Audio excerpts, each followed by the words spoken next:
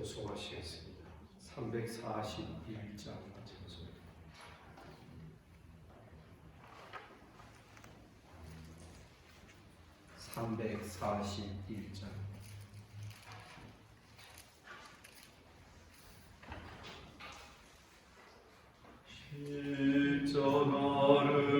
십자가를 가지고 주를 따라갑니다.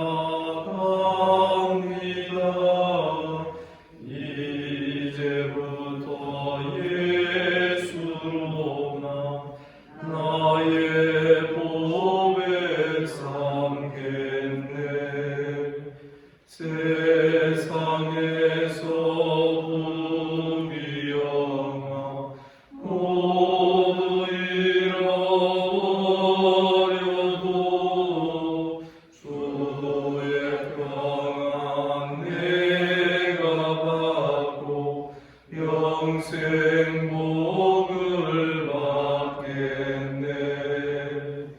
주도 곤욕 당했으니 나도 곤욕 당하리. 세상 사람 간사하나 예수 진실합니다. 예수 나를 사랑하사 빛난 얼굴 보이면 원수들이 미워해도 염려할 것 없겠네. 내가 핍박당할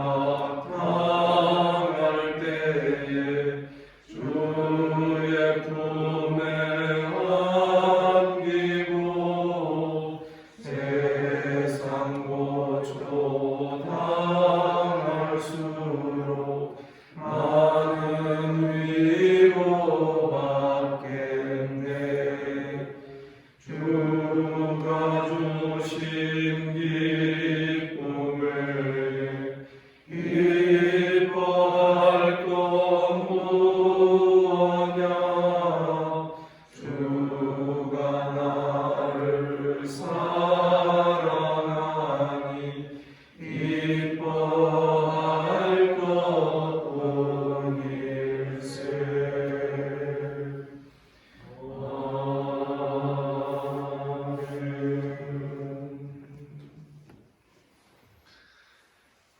반갑습니다. 주님께서 이 아침에 또 우리를 이 자리로 불러주신 줄을 믿습니다. 사도신경으로 신앙 고백드립니다. 나는 전능하신 아버지 하나님 천지의 창조주를 믿습니다. 나는 그의 유일하신 아들 우리 주 예수 그리스도를 믿습니다.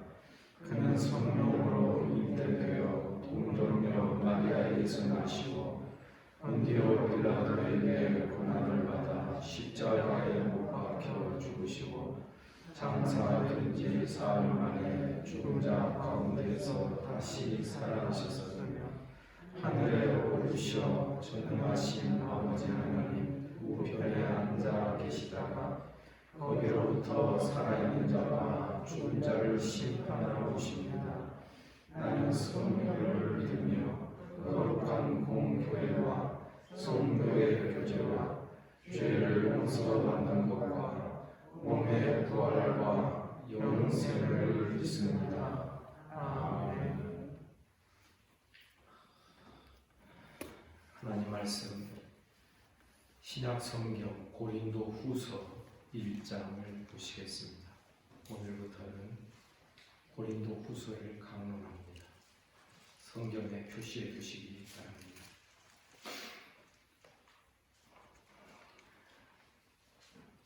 고린도 후서 1장 1절부터 11절까지 교독하겠습니다.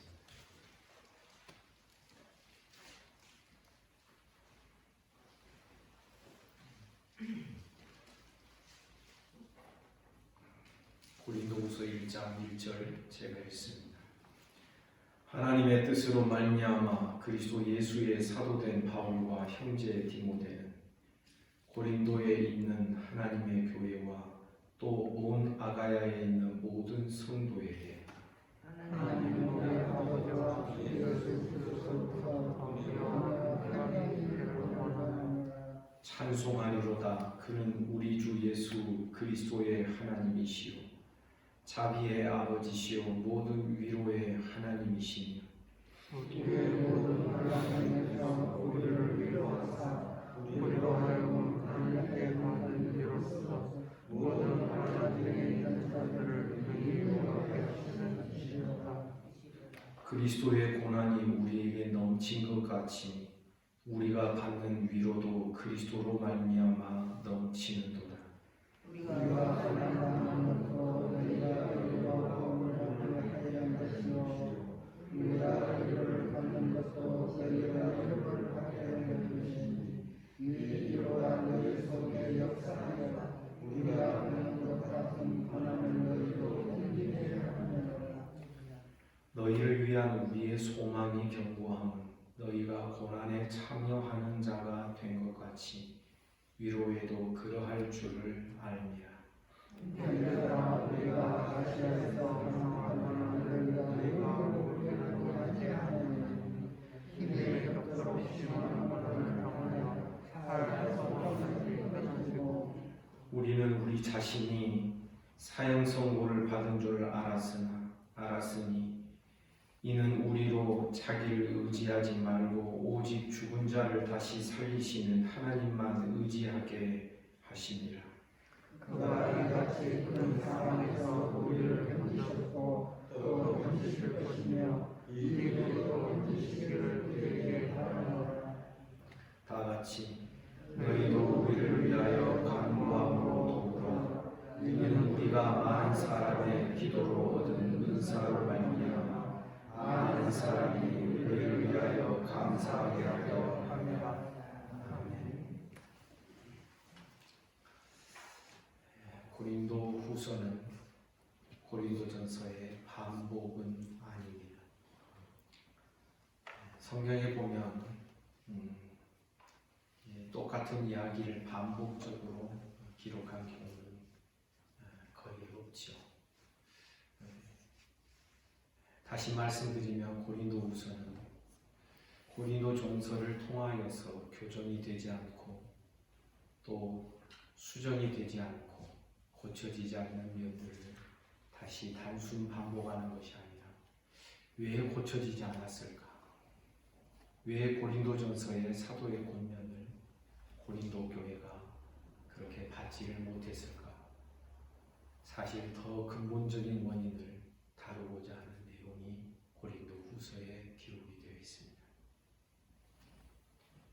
그런 의미에서 고린도 후서를 가만히 또 찬찬히 읽어보면 고린도 후서에서는 다른 어떤 바울 서신에 비하여서 이 사도의 마음, 사도의 태도, 사도가 당한 고난들, 사도의 심정 이런 것들이 자꾸만 많이 이야기되고 있습니다. 그 이유는 고린도 교회에게 사역자의 그 마음과 심정을 이해해 달라고 요청하는 이러한 뜻도 포함되어 있다라고 생각을 합니다. 언젠가 고린도전서 후서를 앉은 자리에서 처음부터 끝까지 한번 쭉 다 읽어보면서 그 부분을 체크해 보았습니다. 그랬더니 고린도 교회 성도들에게 바울 사도는 사역자의 그 마음과 태도와 고난과 이것을 자꾸 이해시키려고 하는 그러한 내용으로 이 고린도후서 곳곳에 그것이 다 섞여 있는 것을 발견할 수가 있었습니다. 왜 사도가 변명 같은 그런 말들을 하고 있었을까? 고린도 교회에 보면 바울 사도에 대해서 그는 언변이 부족하다. 바울 사도는 너무 약하다. 어떤 주석가는 그렇게 말하기도 하죠. 바울 사도를 오늘날 우리가 담임 목사를 모시려고 투표를 했으면 바울 사도는 그 교회에서 과연 몇 표나 나왔을까? 표가 많지 않았다. 이렇게 생각을 할 수밖에 없는 사도의 약함과 언변이 부족함과 때로는 성도들이 생각할 때 약속을 잘 안 지킵니다. 왜냐하면 내가 언제쯤 너에게 가기를 원하노라 했다가 안 갑니다. 그러면 사도를 비난하거나 또 그런 사람들은 약속도 안 지키는 사도, 이랬다 저랬다 하는 사도, 이런 식으로 이 사역자를 폄훼하는 그러한 태도와 생각과 말들을 하게 되는 것입니다. 사도가 고린도후서를 통하여서 자기를 변증하고 자꾸 자기를 변명하는 이야기를 하는 것은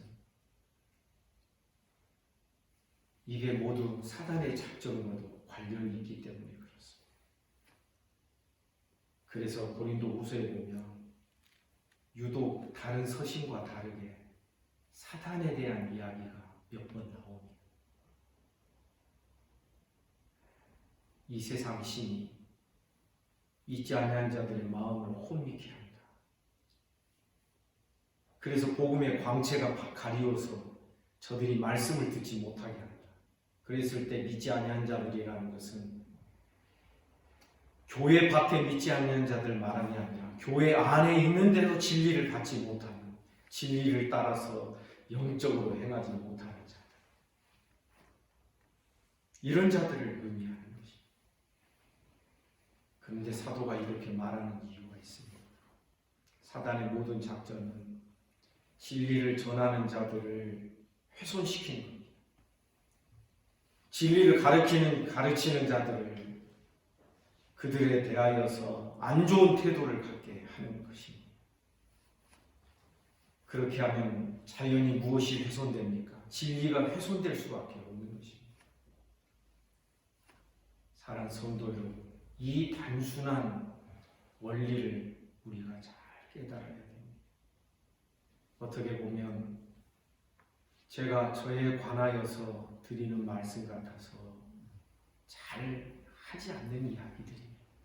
그러나 본문이, 이제 성경이 고린도 후서를 통하여서 곧잘 사도의 이러한 태도, 왜 자기를 변명하려고 하고 왜 자기의 의중을 알리려고 하고 자기를 이해시키려고 했으며 그것도 말씀과 더불어서 왜 그러는가, 그 이유를 우리는 깨달아야 되는 것입니다.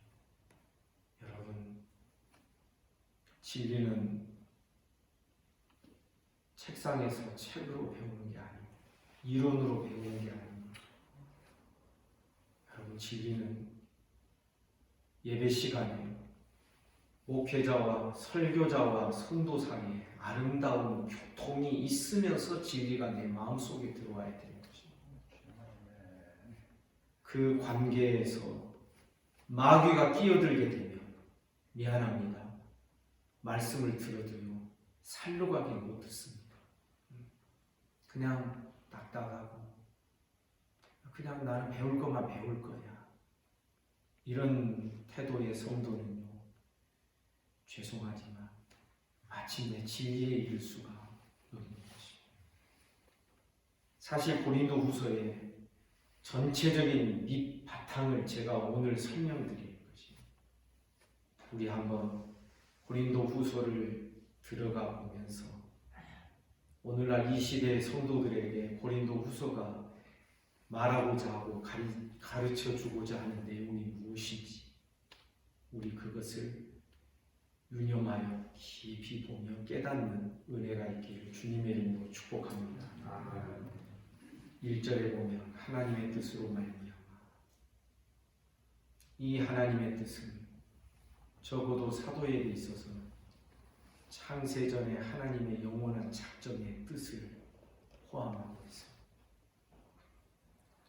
창세전에 우리를 택하셨다. 아멘입니다. 창세전에 우리를 부르시기로 작정을 하셨다. 그리고 마침내 예수 안에서 때가 되면 우리를 부르시다. 구원해 내신다. 이 하나님의 뜻, 창세전 과거의 영원 전부터 세워진 하나님의 그 영원한 작정의 뜻을 거기서부터 지금을 연결해서 자기의 삶을 지금 말하고자 하는 것이고, 성도들의 교중 사람들의 택하심을 말하고자 하는 것입니다. 하나님의 뜻으로 말미암아 그리스도 예수의 사도된 바울과 형제 디모데, 그러니까 지금 어떤 의미를 전달하고자 합니까? 지금 사도가 된 바울, 그의 동역자인 이 형제된 디모데, 이들이 지금에서 이 사역하게 되는 이 이유는 창세전부터 영원하신 하나님의 작정의 뜻 가운데서 되어진 것입니다. 여러분 믿습니까? 그걸 지금 말하고자 하는 것입니다. 여러분 이 의미를 깨달으면 지금의 내 삶이, 지금의 우리들의 삶이, 지금의 한 사람 한 사람 모습이, 지금의 한 사역자의 모습이 얼마나 소중하고 귀중한 것인지를 깨달을 수 있게 되는 것입니다. 지금의 내 삶이 1900 몇십 년, 몇 월, 며칠에 태어난 삶에서부터 시작된 것이 아니라는 것입니다. 영원한 창세전의 하나님의 뜻 가운데서, 하나님의 계획 속에서 내가 이 세상에 오게 되었고, 언젠가 말씀드린 대로 내가 태어날 때부터 내 인생이 시작되었다라고 말하는 게 아니라 어쩌면 내 삶은 창세 전부터 계획되고 의도되고 누구에 의해서? 하나님에 의해서. 아멘입니까? 그렇게 지금을 소중하게 볼 수 있는 믿음의 안목을 우리에게 보여주고자 하는 것이죠. 하나님의 뜻으로 말미암아 그리스도 예수의 사도된 바울과 형제들, 고린도에 있는 하나님의 교회와 온 아가야에 있는 모든 성도에게 하나님 우리 아버지와 주 예수 그리스도로부터 은혜와 평강이 있기를 원합니다. 여러분 깨달을 수 있는 자는 깨달으시기 바랍니다. 저는 이 구절에서 무엇이 보이느냐면 이 수평과 수직이 함께 만나는 장면을 봅니다. 우리의 성도의 삶은 이 역사 속에서 일어난 하나님의 영원한 작정의 이 수평적인 이 흐름 속에서 우리의 삶이 주어진 것입니다. 그러나 그와 동시에 이 하나님으로부터 주어진 이 은혜, 이 수직적인 관계에서 깨달아지는 은혜, 여러분 이것이 얼마나 우리들의 삶을 의미 있게 하고 우리의 삶을 귀하게 만드는 것인지 우리가 알아야 되는 것입니다. 하나님 우리 아버지와 주 예수 그리스도로부터 은혜와 평강이 있기를 원합니다. 이게 상투적인 인사말이 아니라 정말 수직적으로 하나님으로부터 주 예수 그리스도로부터 은혜와 평강이 있기를 원합니다. 3절 찬송하리로다. 그는 우리 주 예수 그리스도의 하나님이시요 자비의 아버지시요 모든 위로의 하나님이시요.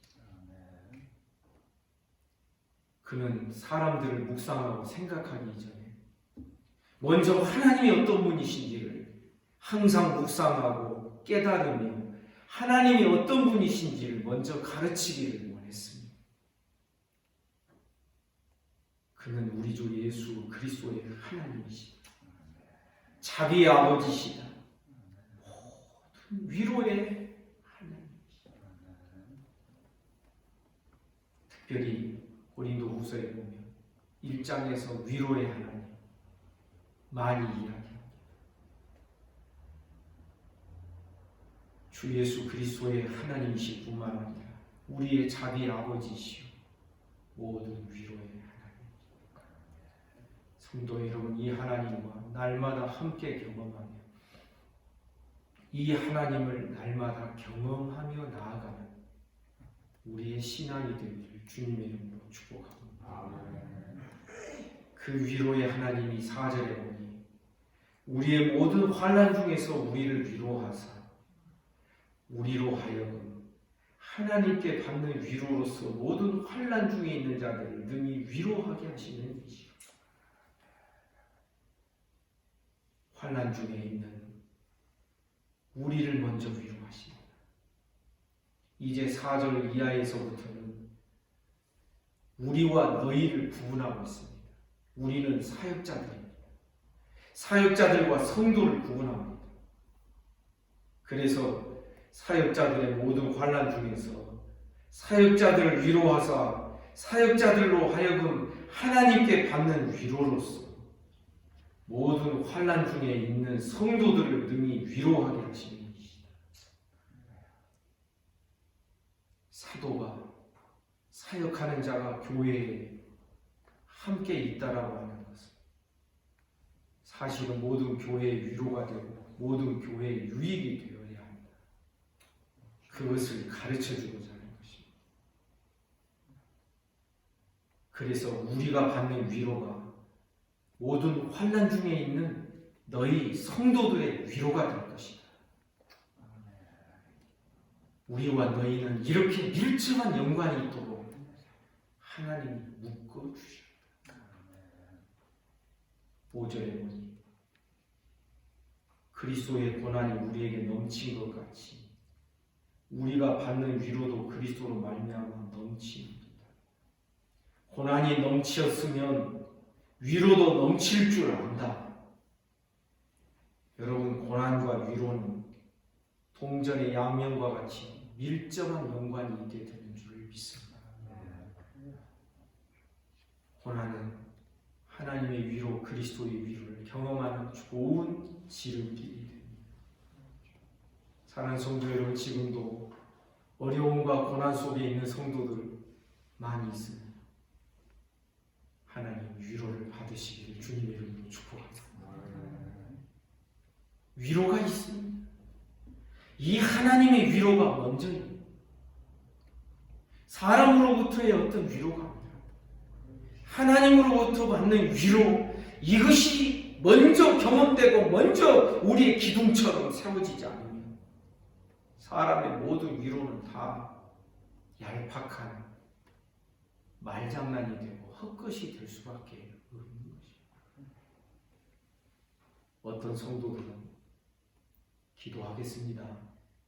그러면 그 말을 굉장히 깊이 받는 성도들이 있습니다. 어떤 성도가 그렇습니까?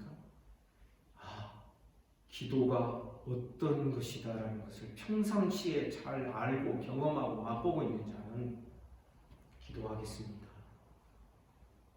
그러면 너무 감사합니다. 그래서 몇 달 후에 만났는데 목사님이 기도해 주신다고 그랬잖아요.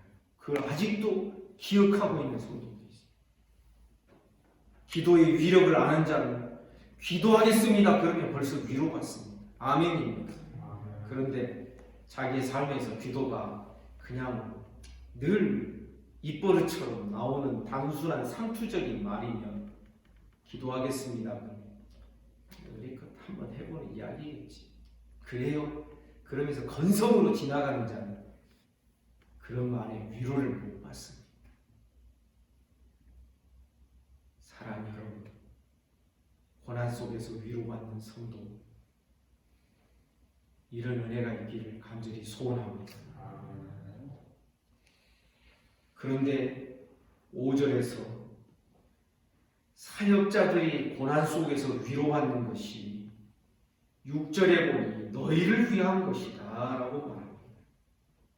우리가 환난 당하는 것도 너희가 위로의 구원을 받게 하려는 것이요, 우리가 위로를 받는 것도 너희가 위로를 받게 하려는 것이요, 이 위로가 너희 속에 역사하여 우리가 받는 것 같은 고난을 너희도 견디게 하라.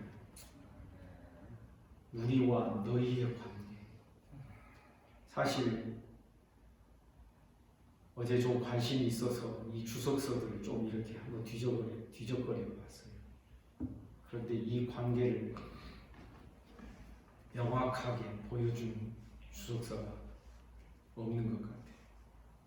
우리와 너희. 사도는 고린도 후서를 통하여 사역자와 너희 성도의 관계를 계속 설명을 합니다. 그 이유는 야, 나를 이렇게 귀하게 대해달라 이게 아니에요. 성도들이 사역자에 대한 어떤 태도가, 사역자에 대한 가지는 태도가 결국 진리에 대한 태도와 직결되기 때문에 이런 이야기를 계속하고 있는 것이죠. 우리와 너희의 관계는 뗄래야 뗄 수 없는 서로에게 유익이 되는 관계다라는 것을 말하고자 하는 것입니다. 7절에 보니 너희를 위한 우리의 소망이 있다. 이 소망이 얼마나 견고한지. 그 소망이 무엇이냐면 너희가 고난에 참여하는 자가 된 것 같이 위로에도 그러할 줄 알미라. 성도들에게 소망과 기대를 갖는 것은 사역자의 마땅한 본분입니다. 그런데 이 사역자의 소망이 무엇이라고 말하냐면 성도가 모든 고난과 환난 속에서 하나님의 위로를 받고 하나님의 위로에 참여하는 자가 되는 것입니다. 7절에 기록되어 있는 참여라는 이 단어, 메토코이라는 이 단어는 사실 분깃, 기업 이런 것과 관련되어 있는 단어예요. 하늘에 함께 참여하게 돼요. 이 기업과도 관련이 있어요. 하나님의 상급에 참여하는 것입니다. 그래서 고난에 참여하게 되면 위로에도 함께 참여하게 돼요. 아멘입니다. 그래서 8절 사도들이 당한 고난에 대한 설명을 합니다. 형제들아 우리가 아시아에서 당한 환난을 너희가 모르기를 원하지 않냐. 힘에 격도록 심한 고난을 당하여 살 소망까지 끊어졌다. 얼마나 혹독한 고난과 환난을 당했는지 살 소망이 끊어집니다. 아, 이제 하나님께서 우리를 데려가실 모양이구나. 여기서 내 삶이 끝나도록 하나님 하실 모양이구나. 그렇게까지 여길 상황이 되었다는 것입니다. 9절에 보니 우리는 우리 자신이 사형 선고를 받은 줄 알았으니 이는 우리로 자기를 의지하지 말고 오직 죽은 자를 다시 살리시는 하나님만 의지하게 하십니다. 고난과 환난이 주는 유익이 이것이라. 그래서 사도들도 사역자들도 이 고난과 환난 속에서 이런 믿음을 배워 갖는 것입니다. 오직 자기를 의지하지 말고 오직 죽은 자를 다시 살리시는 하나님만을 의지하게 하려 하십니다. 10절 그가 이같이 큰 사망에서 우리를 건지셨고 또 건지실 것입니다. 이 이후에 건지시기를 바랍니다. 그런데 우리만 건지시는 것이 아니다라는 것입니다. 우리를 건지셨으면 너희도 건지실 것이다. 아멘입니다. 우리와 너희는 얼마나 밀접한 연관이 있는 것입니다. 그래서 그런 의미에서 11절에 보니 너희도 우리를 위하여 간구함으로 도우라. 성도들도 사역자들을 도와야 됩니다. 왜? 사역자들을 간구함으로 도와야 될 이유가 무엇이냐면 사역자들이 먼저 경험하며 깨달으며 고난과 환난 속에서 하나님의 위로를 경험하고 믿음을 배워가는 이것이 누구에게 유익하다? 교회에 유익하고 성도에게 유익하기 때문에. 여러분 믿습니까? 기억하셔야 됩니다. 그래서 사역자와 교회를 하나님이 같이 묶어두셨다. 이 표현이 맞습니다. 여러분 믿습니까? 사도가 이렇게 말하는 이유가 있습니다.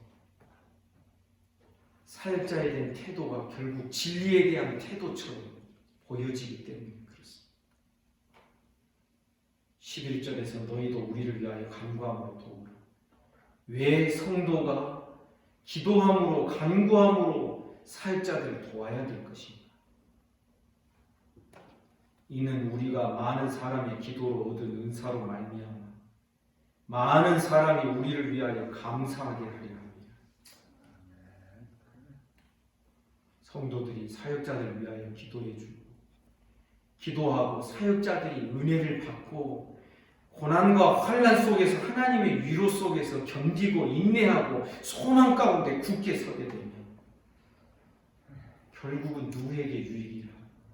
교회의 유익이 되고, 그래서 사역자가 경험한 이것이 사역자의 유익으로 끝나지 아니하고 많은 성도가 감사하게 하려 합니다. 여러분 믿습니까? 이런 원리 속에서 이 고린도 후서가 시작이 되고 있습니다. 성도 여러분, 이제 고린도 후서를 통하여 가르쳐지는 모든 말씀이 여러분의 삶에 정말 양약이 되기를 주님의 이름으로 축복합니다. 제가 저에 관한 이야기 잘 못하잖아요. 그러나 말씀이 그러할 때는 담대하게 말해야 된다라고 어제도 생각을 하게 되었습니다.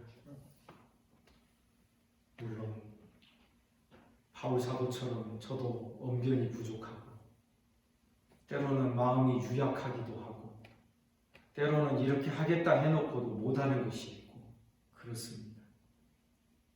그러나 무엇 때문에 그럴까? 성도들이 생각을 해주실 필요가 있는 부분도 많습니다. 어찌됐든 성도 여러분, 하나님이 묶어주신 우리의 관계입니다. 여러분 믿습니까? 한 사역자가 서울에서부터 20년 전에 여기까지 내려오고 그것도 성도의 교회 회의를 통하여서 그렇게 되었다는, 그리고 노회를 거치면서 노회 회의와 결정을 통하여서 이것이 이루어졌다면 여러분, 이것은 결코 인간적인 일들이 아닌 것입니다. 하나님이 하시는 일들, 그것을 귀중하고 엄중하게 바라볼 수 있기를 주님의 이름으로 축복합니다. 오늘 말씀 위로의 하나님, 그 위로가 하나님께서 성도들에게 직접적으로 던져지는 위로가 아니라 먼저 사역자들을 위로하시고 그 위로를 통하여 성도들을 위로하시는 이 순서가 있는 위로라는 것을 여러분 기억하시기를 바랍니다. 이런 이야기가 어떤 분들에게는 좀 잘 안 들어오는 이야기일 수 있습니다. 그러나 말씀이 정말 그러한지 말씀 앞에 무릎 꿇고 그렇게 살펴보시기를 주님의 이름으로 축복합니다. 기도하겠습니다. 하나님 아버지 은혜와 사랑을 감사합니다. 오늘도 이 아침에 우리를 불러주시고 내일 주일을 준비하는 복된 준비의 하루를 우리에게 허락해 주시니 감사합니다. 주의 말씀을 대면케 하시니 그 말씀 앞에서 말씀이 가는 곳까지 가게 하시고 말씀이 멈추는 곳에서 멈출 줄 아는 우리의 모든 신앙이 되기를 간절히 소원합니다. 내일 주일을 준비할 때 지혜를 주시고 믿음 주시고 은혜를 베풀어 주옵소서. 내일 모처럼 이제 대면 예배를 드리게 됩니다. 하나님 아버지 이를 위하여 준비하는 마음과 손길들을 복 주시기를 원합니다. 몸이 아픈 성도들 은혜 주시옵소서. 몸과 마음을 붙들어 주시옵소서. 소위로부터 시작하여 최영석 집사님 이르기까지 모든 이들을 하나님께서 다스려 주시기를 원합니다. 주님, 오늘도 나라와 민족을 지켜주시고 한국교회를 불쌍히 여겨주시고 이 지구촌에 살아가는 모든 인생들을 불쌍히 여기시고 긍휼히 여겨 주옵소서. 오늘 하루의 모든 삶을 주님께 의탁합니다. 예수님 이름으로 기도하옵나이다. 아멘. 말씀 묵상하시겠습니다.